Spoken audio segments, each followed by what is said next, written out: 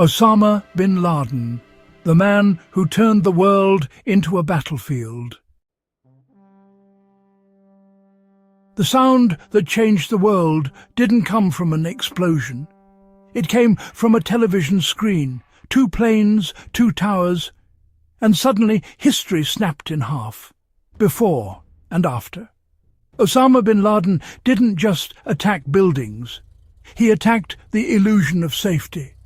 And, well, the scars of that moment still shape global politics, war, fear, and power today. This is not a myth. This is not a movie villain. This is the real story of how one man leveraged ideology, money, war, and timing to bend global history into chaos. Osama bin Laden was not born in poverty, desperation, or oppression. He was born into extreme privilege. His family was wealthy, powerful, and deeply connected to Saudi Arabia's elite. He had education, resources, and access most people on Earth never experience. That's what makes his story dangerous. Because his radicalization wasn't driven by hunger, it was driven by belief. As a young man, bin Laden became deeply influenced by militant interpretations of religion and politics. He saw the modern world as corrupt, Western power as invasive, and Middle Eastern governments as weak puppets. These ideas didn't form in isolation. They were forged during one of the Cold War's most brutal proxy conflicts. When the Soviet Union invaded Afghanistan, the battlefield became a magnet for fighters from across the Islamic world. Bin Laden arrived not just as a fighter, but as a financier and organizer. He used his wealth to fund camps, supply weapons, and move people. This was not random chaos. It was logistics, structure, planning. This war mattered because it created a generation of hardened fighters who believed they had defeated a superpower through faith and persistence. That belief was explosive. It planted the idea that another superpower could fall the same way. And that superpower was the United States. After the Soviet withdrawal, bin Laden didn't fade into obscurity. He evolved. He helped build Al-Qaeda not as a traditional army, but as a decentralized network. No borders, no uniforms, no capital city, just cells, ideology, and loyalty. This was a strategic shift in warfare.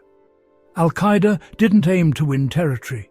It aimed to provoke, to bleed powerful nations slowly, to lure them into long, expensive wars.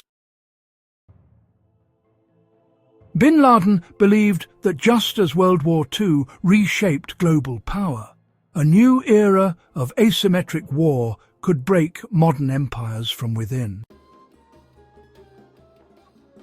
Bin Laden openly declared war on the United States and its allies, not in secret, not quietly. He framed his fight as defensive, claiming Western military presence in the Middle East was an occupation. Whether that claim holds up or not, the messaging worked. It attracted recruits, donations, and attention. Before 2001, Al-Qaeda had already struck. Bombings in Africa, attacks on military targets, each one testing response times, security systems, and political will. These were warnings. Most of the world didn't listen. The September 11th attacks were not just acts of terror. They were psychological warfare on a global scale. Carefully planned, symbolically chosen, economically devastating, they forced the United States into a state of permanent alert and triggered the war on terror. This moment reshaped everything. Surveillance expanded, wars followed. Afghanistan became the first battlefield. Iraq soon followed, despite no direct link to the attacks. The ripple effects destabilized entire regions. Refugee crises exploded. Extremist groups multiplied. Bin Laden got what he wanted. A reaction, a global overreach, a long war.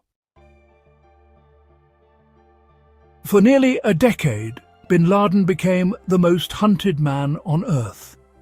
He vanished into mountains, villages, and safe houses.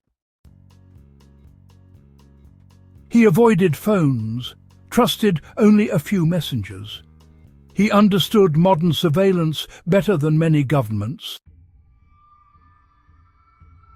The hunt for Bin Laden wasn't just about justice, it became symbolic, a measure of credibility, a test of power.